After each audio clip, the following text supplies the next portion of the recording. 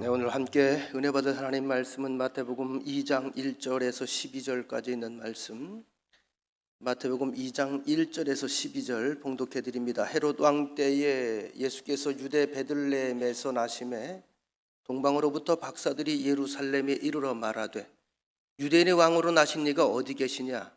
우리가 동방에서 그의 별을 보고 그에게 경배하러 왔노라 하니 헤롯 왕과 온 예루살렘이 듣고 소동한지라.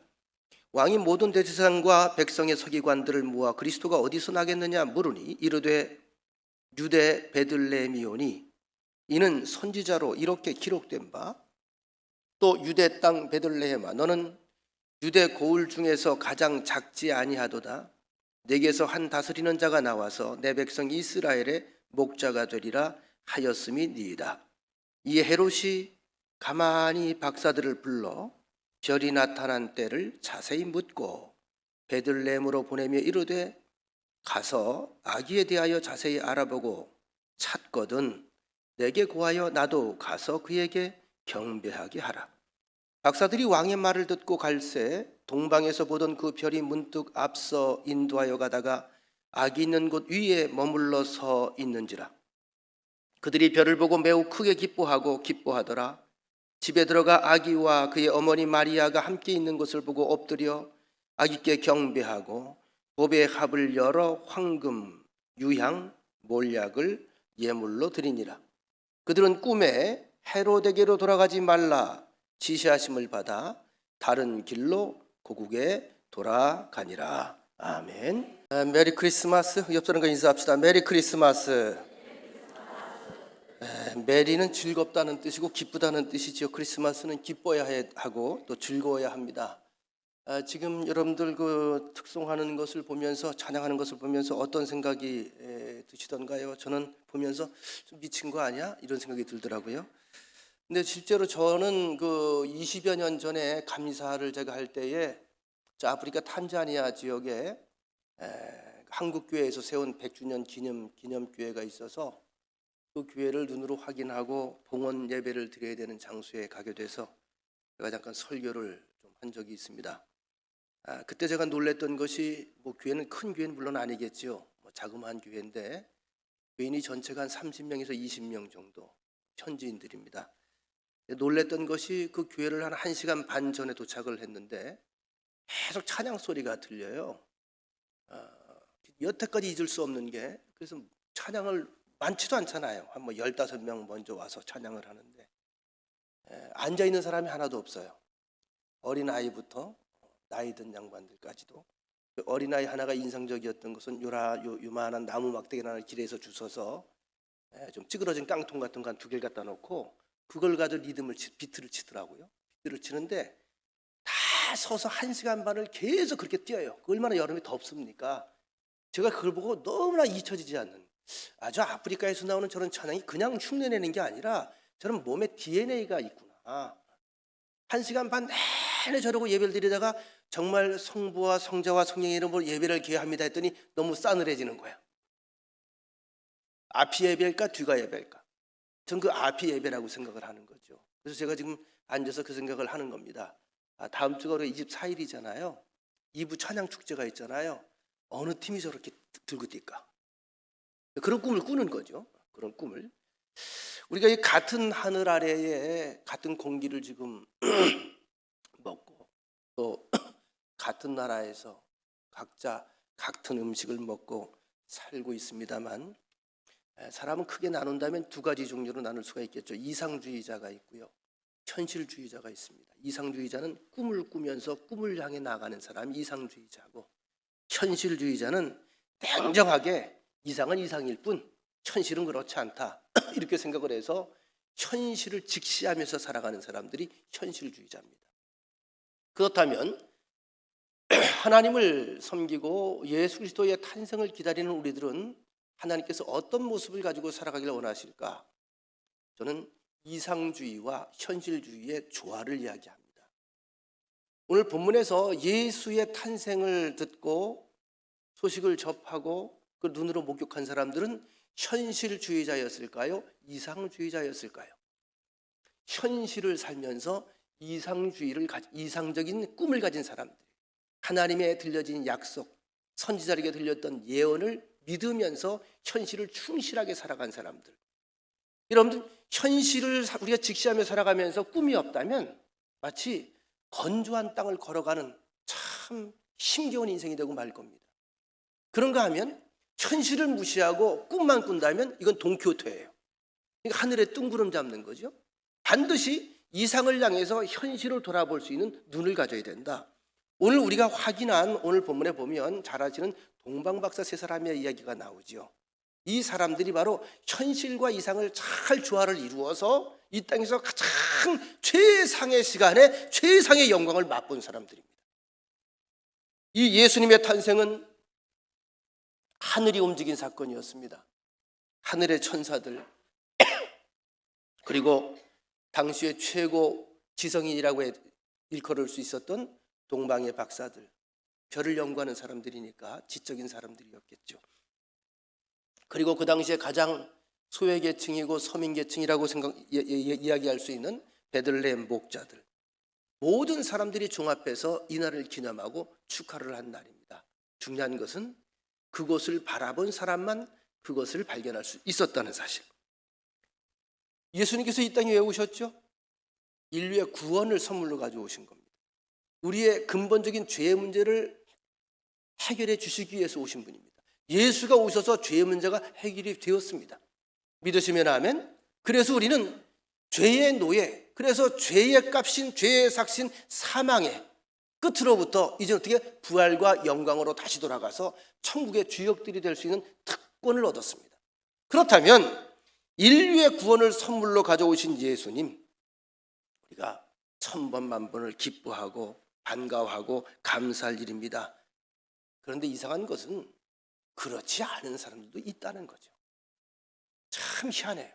어떻게 이 일이 기쁘지 않을 수가 있죠? 어떻게 이것이 감사하지 않을 수가 있죠? 어떻게 이 일이 즐겁지 않을 수가 있죠? 오늘 본문에 그 사람들의 이야기가 기록이 되어 있어요. 무엇이 그들의 눈을 어둡게 했으며 무엇이 그들의 귀를 어둡게 했을까? 한번 2장 1절을 한번 보시겠습니다. 헤롯 왕 때에, 누구 때입니까?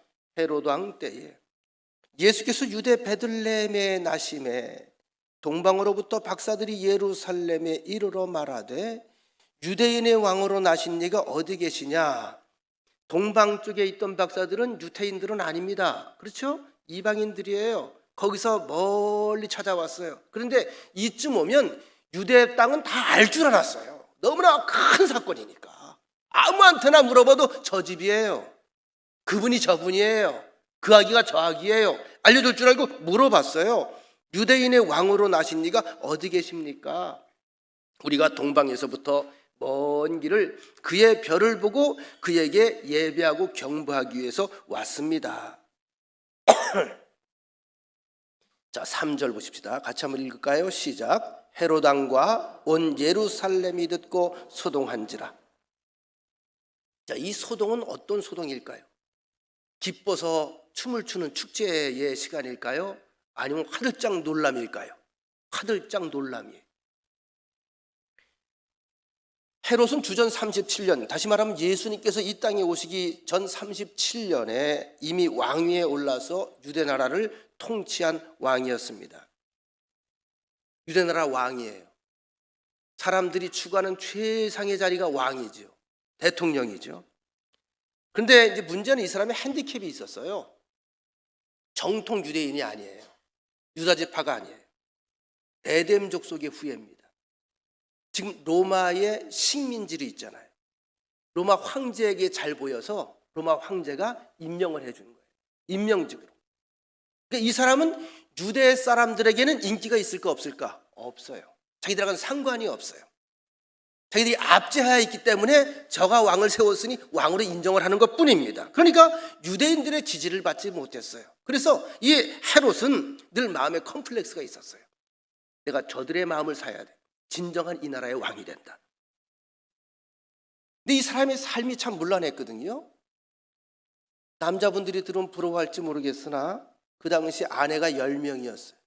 10명. 부럽죠?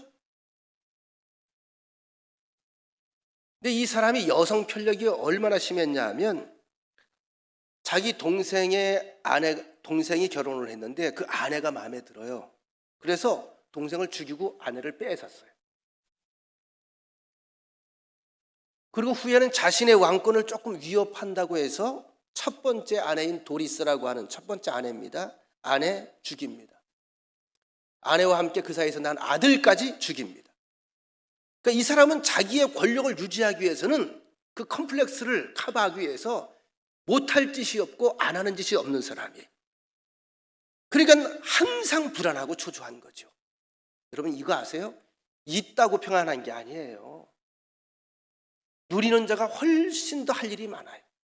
제가 어제 갑자기 날이 추워지면서 눈이 많이 왔잖아요.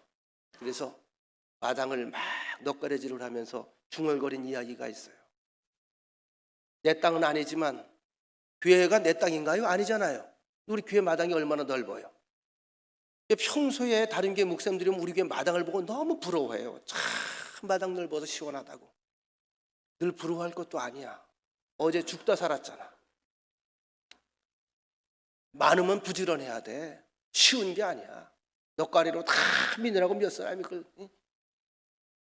자, 이런 이 헤롯 왕에게 동방에서 지성이라고 하는 사람들이 와서 유대인의 왕이 나셨다는데 어딥니까? 라고 하는 얘기는 그에게 기쁨이었을까 충격이었을까? 큰 충격이었죠.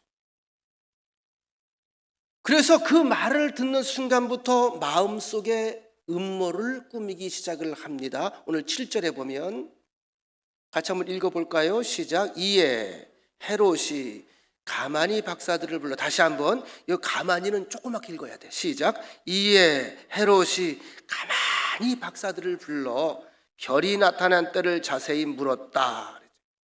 어떻게 했다고요? 가만히 불러. 이리 와봐. 뭐라고 왕이 나셨다고. 이리 와봐라. 크게 떠들면 안 돼. 조용해. 이리 와. 어디서 나셨다는 거예요? 8절. 베들레헴으로 보내며 이르되 가서 아기에 대해서 자세히 알아보고 만약에 찾거든 나한테 알려서 나도 가서 그에게 경배하게 해. 어디 있는지 빨리 와서 알려줘. 이렇게 말한 거예요. 자, 요 두 구절 속에 나타난 대화의 내용과 자세를 가만히 들여다보면 여러분 제가 왜 이렇게 읽어드리는지 알겠죠? 자, 헤롯이 어떻게 당당한 거예요? 뭔가 모종의 음모가 있는 것 같아. 모종의 음모가 속에 생긴 거예요. 이건 공개적으로 해결할 일이 아니라 조용히 해줘야 되는 어떤 일이 생긴 거예요. 가만히 불러 자세히 물었어요. 자신의 흉계를 드러내지 않고 마치 무슨 진리를 탐구하려고 하는 구도자처럼 위장한 거예요. 정말 구원자, 구세주, 메시아에 대한 기다림이 있었을까요? 아니면 두려웠을까요? 두려웠던 거죠. 여러분, 교활한 사람의 특징 가운데 하나가 뭐죠? 위선과 위장입니다. 위선과 위장.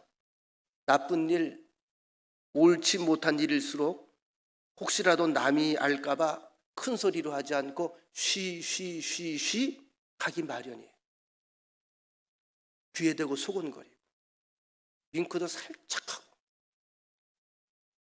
윙크하려거든 공개적으로 해. 살짝 하지 말고 서로 약속을 하고 비밀을 공유하자고 하는 그런 의미죠. 그런데 여러분 세상에 비밀이 있게 없게 세상에 비밀이 있을까 없을까? 비밀이 없어요. 절대 말하지 있기 없기 절대 말하지 않기 그리고 돌아서서 그 사람이 말해. 그래서 여러분 현 정부도 정치권 돌아가는 걸 가끔 보세요. 원래 만난 거 나와 안 나와? 다 나와서 까발려지잖아. 몰래 받은 거 나와 안 나와? 다 나와. 시간 문제야. 이번이냐 내년이냐 10년 뒤냐 결국은 다 나오게 돼 있어요. 그러면 이것이 세상사인데 하늘 아래 세상인데 어떻게 하는 것이 가장 이상적인 것일까? 그러니까 좋은 일 하면 돼. 좋은 말 하면 돼. 남이 들을까 봐 겁나고 남이 알까 봐 걱정되는 일 또 말 피하거나 안 하는 게 제일 좋아. 여러분 좋은 말만 남기세요. 저 사람이 있다 가면 좋은 향기만 남게. 그 사람이 신뢰할 만한 사람이야. 이것이 크리스찬의 모습이야. 옆 사람과 인사합시다. 당신은 참 좋은 분인 것 같아요. 다시 한번 인사합니다. 내 말이 맞나요? 좋은 말이 남으면 좋은 사람이에요. 아시겠어요? 좋은 일이 내 주변에 있으면 좋은 사람이에요. 자, 16절에 보면 이에 헤롯이 박사들에게 속은 줄 알고, 왜? 박사들이 딴 길로 샜거든. 심히 노하여 사람을 보내어 베들레헴과 그 모든 지경 안에 있는 산의 아이를 박사들에게 자세히 알아본 그때를 기준하여 2살부터 그 아래로 다 죽이니. 누군지 모르잖아, 아기가. 왜? 안 알려주고 내뺐으니까. 불안해요. 왕이래요. 자기 왕권이 흔들릴 것 같아요. 무언가 컴플렉스가 자꾸 흔들려요. 어떻게 해요? 헤롯은 음모와 거짓과 술수와 살인으로 그 가장 지상에서 가장 지구 역사상, 인류 역사상 가장 위대하고 거룩한 성탄절을 무자비한 살인으로 물들이고 말게 됩니다. 그날 베들레헴에서 얼마나 많은 아이들이 죽었을까요? 얼마나 많은 가정이 통곡을 하며 울었을까요? 우리가 기뻐할 것만은 아닙니다.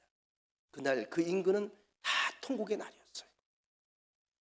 여러분, 성탄절을 맞는 바람직한 태도는 참으로 감사하며 기뻐하며 경건한 마음으로 그리고 감사로 맞는 것이 옳습니다. 그런 면에서 오늘 등장하는 이 박사들의 주님을 맞이하는 태도를 다시 한번 확인해 보려고 해요. 먼저 박사들은 2절에 보면 유대인의 왕으로 나신 네가 어디 계시냐? 우리가 동방에서 그의 별을 보고 그에게 경배하러 왔노라 하니. 동방에서부터 멀리서부터 별을 따라온 겁니다. 별을 따라왔어요. 9절에 보면 박사들이 왕의 말을 듣고 갈새 동방에서 보던 그 별이 문득 앞서서 인도하여 가다가 아기 있는 곳 위에 머물러 서서 반짝반짝 여기다 가르쳐 주었다는 거죠. 성서학자들은 이 별을 가리켜 하나님이 예비하신 특별한 계시의 별이었다라고 해석을 하고 있습니다. 그럼 여러분, 당시에 별을 연구하던 사람들이 이 세 사람뿐이었을까요? 그렇지 않아요. 그런데 왜 이 세 사람에게만 이 구주의 나심이 계시가 되었을까요? 특별한 마음, 특별한 눈, 특별한 신앙이 있었기 때문에 그들은 알아챌 수가 있었던 거예요. 이게 영적 민감성입니다. 저도 이제 목회를 하면서 가끔 교인들을 제가 보잖아요. 가끔 답답할 때가 뭐냐 하면 아무리 옳은 소리를 해주고 아무리 좋게 얘기해주고 아무리 공고를 해도요, 전혀 못 알아듣는 사람들이 가끔 있어요. 그것처럼 사람 속을 미어지게 하는 게 없어요. 그렇다고 제가 그렇게 말할 수는 없잖아. 너는 바보냐? 너는 멍청이냐? 그렇게 못 알아듣냐? 어이구, 그래봐. 그럼 교회 나오겠어? 안 나오겠어? 안 나오지. 그 말은 못하는데 속으로만 제가 가슴앓이라고 있죠. 진짜 답답하다 너. 진짜 답답하다 너. 하나님이 역사하고 하나님이 관여하시고 그렇게 하는 걸 보면서도 계속, 죄송합니다, 디비지는 자리만 따라다녀. 디비진다는 말이 어디 사투리야? 경상도 사투리입니까? 디비진다래. 디비진. 다 빠져. 자꾸 들어온 데 가서 그냥 죽을 자리만 골라 찾아가. 여러분, 같은 과학자라도 하나님을 믿는 과학자들은 이 세상은 하나님이 창조하셨다는 사실을 믿고 모든 하늘과 땅을 과학적으로 분석해 가면서 감탄과 경탄과 찬양 속에 그렇게 하루하루를 살아갑니다. 이런 세상이 있었어요. 어머, 이런 세상도 있었어요. 이제 발견하게 되네요. 하나님은 놀라워요. 그 일이 그분들은 쾌감인 거예요.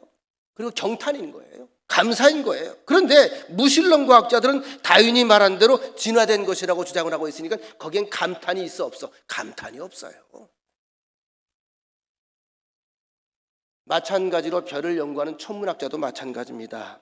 아기 탄생을 알리는 계시의 별로 바라보는 사람들이 있는가 하면 많은 사람들이 그 당시에 별을 보았지만 무슨 뜻인지 모르고 넘어간 학자들이 더 많았다는 겁니다. 그럼 교회는 어떨까요?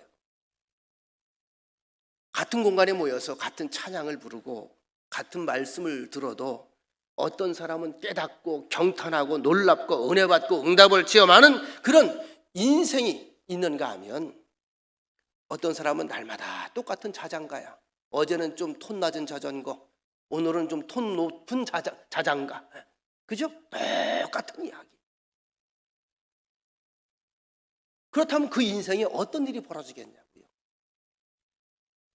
제가 이제 이번 주에 경찰서에 이제 성탄 예배를 21일 날 드리게 되는데, 제가 경찰서 성탄 예배 드릴 때마다 설교하면 제일 힘들어요. 아주 스트레스를 많이 받아요. 왠지 아세요? 그 사람들은 예배를 축하하기 위해서 온 사람들일까? 아니면 서장님이 나오라고 해서 나온 사람들일까? 예? 그럼 그 사람들은 예배의 의미를 알까 모를까? 설교를 듣고 싶을까? 빨리 끝나기만 기다릴까? 빨리 끝나기만 기다리는 사람들 앞에서 설교한다는 게 얼마나 힘든 줄 아세요? 짧게 해야 돼. 짧게 해야 되는데 반드시 충격을 주고 와야 돼. 5분 안에. 그러니까 제가 스트레스를 받겠어, 안 받겠어? 스트레스 받죠? 우리 교인들 앞에서 제가 스트레스 받을까, 안 받을까? 안 받아요. 왜냐하면 여러분들은 기대감을 가지고 들으려고 온 분들이에요. 그죠? 예배를 드리려고 왔잖아요. 말씀에 귀를 기울이잖아요. 그 말씀 앞에 내가 엎드리잖아요. 그러니까 제가 스트레스를 안 받아요. 여러분, 인간이라고 하는 것은 헬라어로 안드로포스, 제가 여러 번 얘기를 합니다. 안드로포스 또는 안드로포스라고 합니다. 이것은 위를 바라보는 존재라는 뜻이에요. 위를 바라본다. 그래서 위라고 해서 저 하늘을 이야기하는 게 아니에요. 하늘 위에 있는 하나님을 이야기하는 겁니다. 지상을 중심으로 해서 땅을 후비고 파고드는 동물들이 있죠. 예를 들면 뭐 두더지, 뱀, 다 땅속으로 들어가. 쥐, 뭐 이런 것들. 그런가 하면 뭐 기러기라든지 아니면 학, 이런 것들은 다 하늘을 향해 날아가요. 그런데 날아다니는 것이 여러분 오래 살 것 같아? 땅속에 들어가는 게 오래 살 것 같아? 날아다니는 게 오래 살아요. 학의 평균 수명이 80년이래. 학. 여러분들이 몸이 아프신 분들은 연세가 얼마 안 되시면 주여 학처럼 살게 하옵소서 그러면 돼요. 100세 시대라고 하지만 주의 평균 수명은 2년이야. 2년. 여러분, 인간도 예외가 아닙니다. 지상에서 땅 붙이고 사는 인간이지만 하나님을 바라보고 사는 사람의 수명은 영원합니다. 그러나 세상만 바라보고 사는 사람의 수명은 제 아무리 잘 먹고 잘 쓰고 잘 살아도 여러분 100년 넘기기 참 어려워요. 누가 위대한 그리스도인이냐? 땅만 바라보지 않고 눈을 들어서 위를 바라보는 사람. 오늘 헤롯이라고 하는 사람, 자신의 욕망, 자신의 권력 의지, 감정의 인도를 따라간 사람이야. 이게 땅의 것을 추구한 사람이란 말이에요. 하늘에 관심 없어, 미래에 관심 없어, 나만 지키면 돼. 어떻게 이 사람은 행복했을까, 불행했을까? 불행했어요. 박사들은 겸손하고 경외하는 마음으로 별의 인도를 따라간 사람들입니다. 자, 다시 한번 박사들의 태도를 보십시다.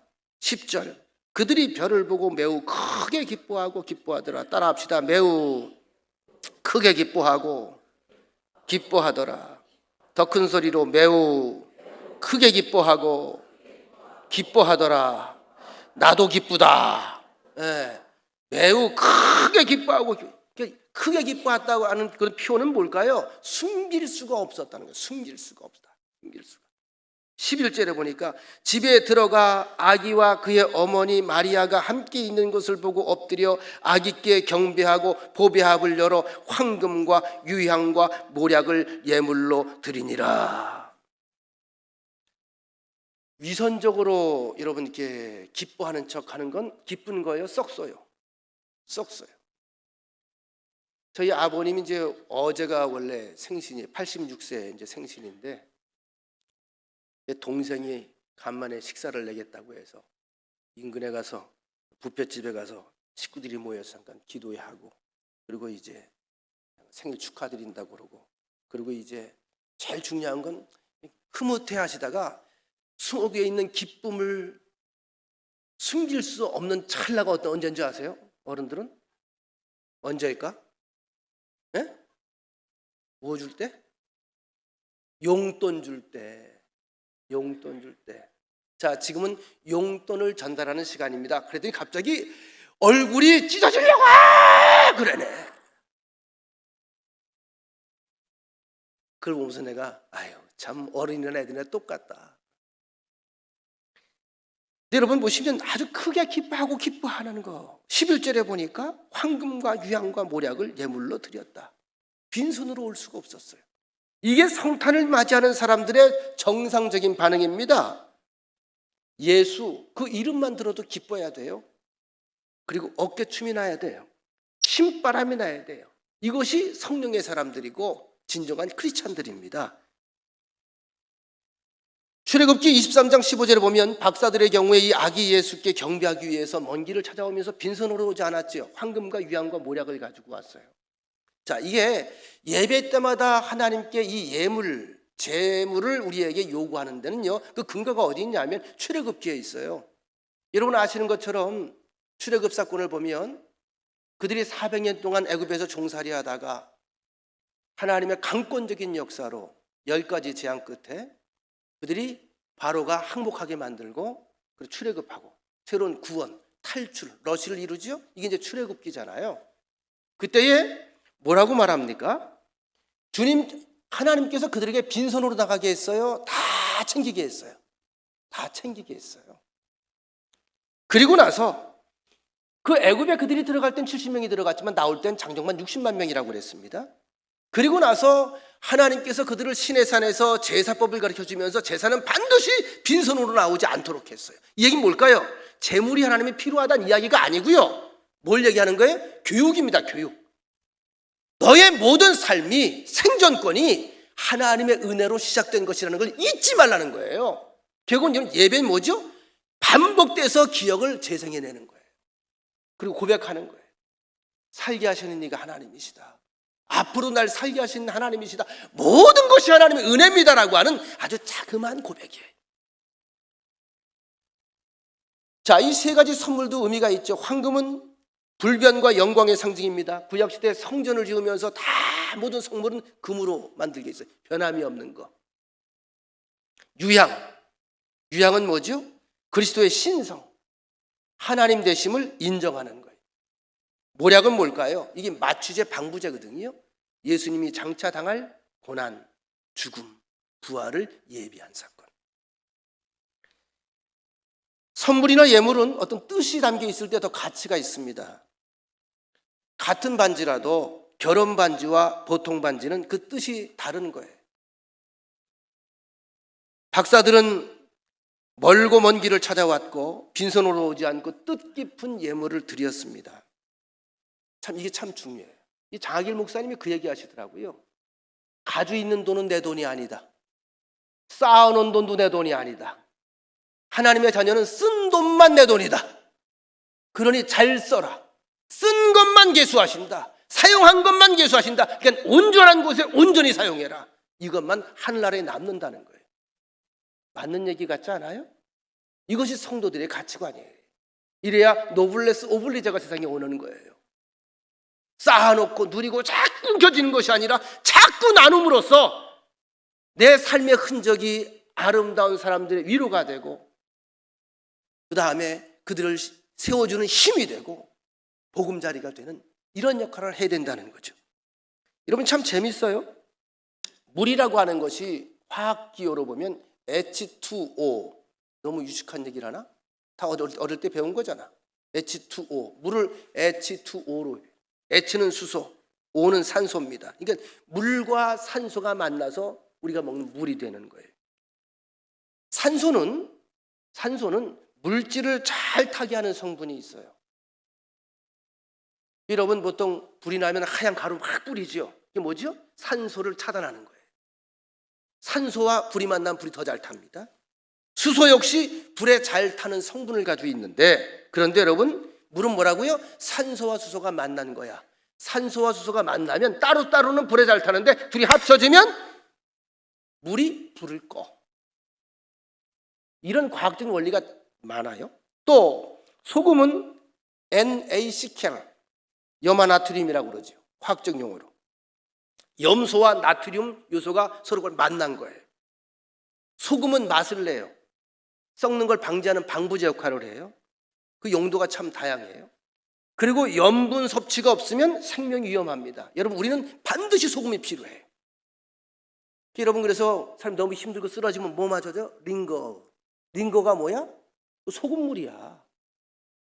그거 보충해 주는 거예요. 그 놀라운 것은 소금이 없으면 우린 죽잖아요.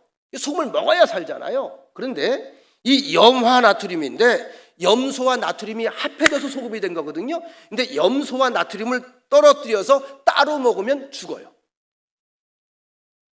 여기에 귀한 이치가 있습니다. 인생의 이치도 마찬가지예요. 우리가 이 땅에 살아가면서 꼭 필요한 것들이 있어요. 소중하게 여기는 것들이 있습니다. 명예, 중요하죠.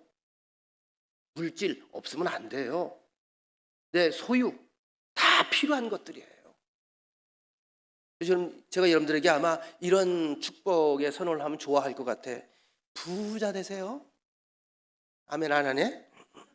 유명해지세요. 아멘 안 하네? 여러분 재산 많이 벌어서 많이 소유하세요. 아멘 한 사람만 그렇게 될 줄 믿습니다. 여러분 좋은 거예요, 나쁜 거예요? 좋은 거잖아요. 돈 자체가 나빠요? 좋잖아요. 그렇죠?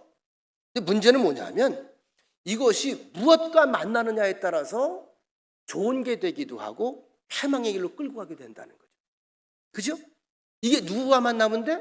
주님과 만나면 돼. 그러면 사는 거야. 살리는 거야. 생명수가 되는 거예요. 모든 것에. 그런데 이것이 주님과 떨어져서 따로 이 효소가 나가 있으면 어떻게? 독소가 돼.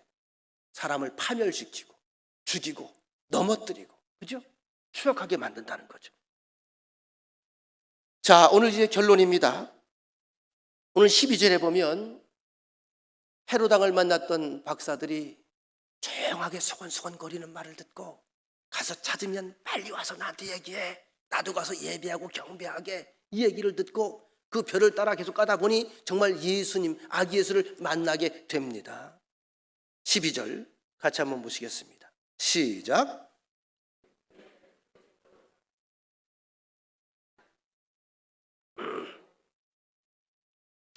자, 그들이 거기서 이 아기 예수를 만나서 경배하고 선물을 드리고 나서 잠이 들었는데 꿈에 헤롯에게로 돌아가지 말라 성령님이 지시를 하셨어요. 그리고 어떻게? 헤롯에게 돌아갔다, 다른 길로 갔다. 다른 길로 갔다. 자, 우린 지금 알아요. 아기 예수를 죽이려고 하는 흉계를 꾸미고 있는 이 헤롯 왕을 만나면 그의 음모에 동조해야 됩니다. 그렇죠? 그리고 조금 더 이건 제가 오버해서 생각을 하는 건데, 자, 그렇게 해서 아기 예수가 어디 있다는 것을 얘기하지 않을 수가 없잖아요. 고문하고 협박할 건데 얘기해 줘요. 얘기한 뒤에 이 세 박사는 살았을까 죽었을까? 반드시 죽이죠. 그래서 그들은 헤롯을 만나지 말라는 하나님의 지시를 따라서 다른 길로 고국으로 돌아갑니다. 오늘도 똑같아요. 하나님의 지시가 우리 앞에 있고 세상적인 유혹들이 있습니다. 여기에 주목해야 될 교훈, 지시하심을 받았다. 누구의 지시를 받느냐? 누구의 명령에 따르느냐? 누구의 조종을 받느냐? 누구의 지령을 받느냐에 따라서 그 행동이 달라지고 인생의 미래가 달라집니다. 아까도 말씀드렸습니다만 간첩은 파송자의 수령의 지령을 받습니다. 똘마니는 깍두기 형님의 지시를 받습니다. 죄와 유혹의 지령은 사탄이 배후에서 내립니다. 그러나 믿음과 착한 행실의 지령은 하나님이 내립니다. 우린 하나님의 지시를 따라야 돼. 자, 박사들에게는 두 길이 있었어요. 두 갈래 길. 헤롯에게 갈 것이냐, 아니면 하나님이 지시하신 길로 갈 것이냐. 그런데 그들은 하나님이 지시하신 길을 선택합니다. 우리 앞에도 두 갈래 길이 놓여 있겠죠. 마태복음 7장 13절에 보면 좁은 문이 있고 넓은 문이 있다. 좁은 문은 생명길이어서 좁고 협착해서 찾는 사람이 적고, 넓은 문은 크고 길이 넓어 들어가는 자가 많지만 그 길은 멸망으로 가는 길이라고 했습니다. 누구나 다 가는 길, 많은 사람들이 드나드는 길이라고 해서 그것이 다 좋은 것은 아닙니다. 다시 한번 우리가 외로워도 결단해야 될 길이 있습니다. 하나님이 원하는 길, 하나님이 기뻐하는 길, 하나님이 지시하신 길, 그 길이래야 하나님의 역사를 체험하게 된다. 여러분, 나는 내가 가는 길을 알 때도 있고 모를 때가 있지요. 예를 들면 오늘 하루 내가 할 일, 가야 할 곳, 만나야 될 사람들을 제가 오늘 제 수첩에 적어놨습니다. 그런데 1시간 뒤에 어떤 일이 일어날지를 아는 사람은 아무도 없어요. 그래서 이렇게 고백할 수밖에 없는 거예요. 주께서 하게 하셔야 그 일도 하는 거예요. 잠언서 16장 3절, 너의 행사를 여호와께 맡기라. 그리하면 네가 경영하는 것이 이루어지리라. 잠언서 19장 21절 말씀엔 사람의 마음에는 많은 계획이 있어도 오직 여호와의 뜻만이 완전히 서리라. 한마디로 하나님을 떠난 생각, 하나님을 떠난 계획, 하나님의 뜻을 벗어난 인간 중심의 이기적인 모든 계획들은 허망하고 허탄한 것들이니까 정신 똑바로 차리고 하나님의 계명과 약속의 별을 바라보고 살아가라고 하는 그런 뜻입니다. 시편 139편 2절로 4절, 제가 제일 무서워하는 말씀이기도 해요. 주께서 내가 앉고 일어섬을 아시고 멀리서도 나의 생각을 아시오며 나의 모든 길과 내가 눕는 것을 살펴보셨으므로 나의 모든 행위를 익히 아시오니 여호와여, 내 혀의 말을 알지 못하시는 것이 하나도 없으시니이다. 139편 23절, 내 마음을 다 아시며 내 뜻을 다 아십니다.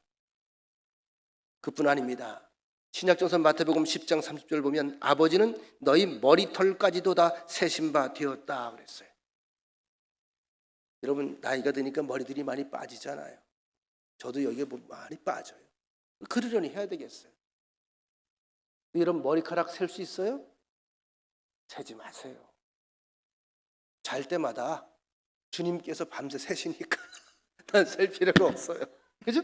너희 머리카락 다 세신 바, 우리는 안 세도 돼. 주님이 다 세셔.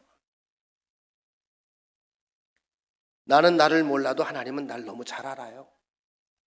나는 어떻게 살아야 될지 잘 모를 때 하나님께서 내 길을 아시고 예비하십니다. 우리는 길을 세워야 돼. 동방박사 세 사람에게는 세상을 구원할 왕을 맞이하고 경배하고자 하는 순수하고 온전한 믿음이 있었습니다. 그들은 이방인입니다. 어쩌면 우리에게 동방박사처럼 아기 예수께 드릴 황금 없잖아요. 유양, 그 귀한 거 없잖아요. 모략, 그것도 없잖아요. 그래도 상관없어요. 그보다 더 중요한 것은 예수님을 향한 온전한 마음입니다. 어딜 바라보느냐? 정말 하나님을 기뻐하고 주님을 기뻐하는 마음으로 주님과 더불어 살아가는, 바로 그 삶 속에서 하나님의 기쁨과 웃음이 크게 이 땅에 울려 퍼지게 될 줄로 믿습니다. 하나님을 사모하는 사람, 왜 동방박사들에게만 의미가 이 별이 있었을까? 다른 사람들은 이 땅의 것에만 관심이 있었는데 이 동방박사들은 그 별을 보고 의미를 깨달았어요. 다시 말해 영적으로 깨어있는 사람들이었다는 거죠.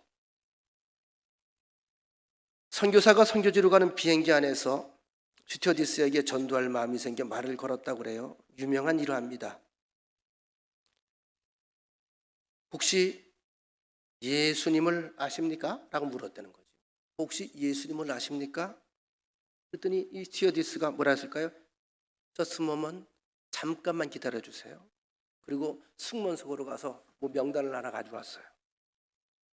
침 발라 돌리더니 선생님 죄송합니다. 아무리 승객 명단을 찾아봐도 예수님이라는 분은 안 계십니다. 이 비행기는 탑승하지 않으신 것 같습니다. 어쩌면 우리의 일생에 천사가 꼭 하나 확인해 보고 싶은 건 뭘까요? 혹시 예수님을 아십니까? 내 생에 예수의 이름이 있습니까? 내 인생에 주님이 탑승하셨습니까? 이걸 우리가 확인해야 돼요.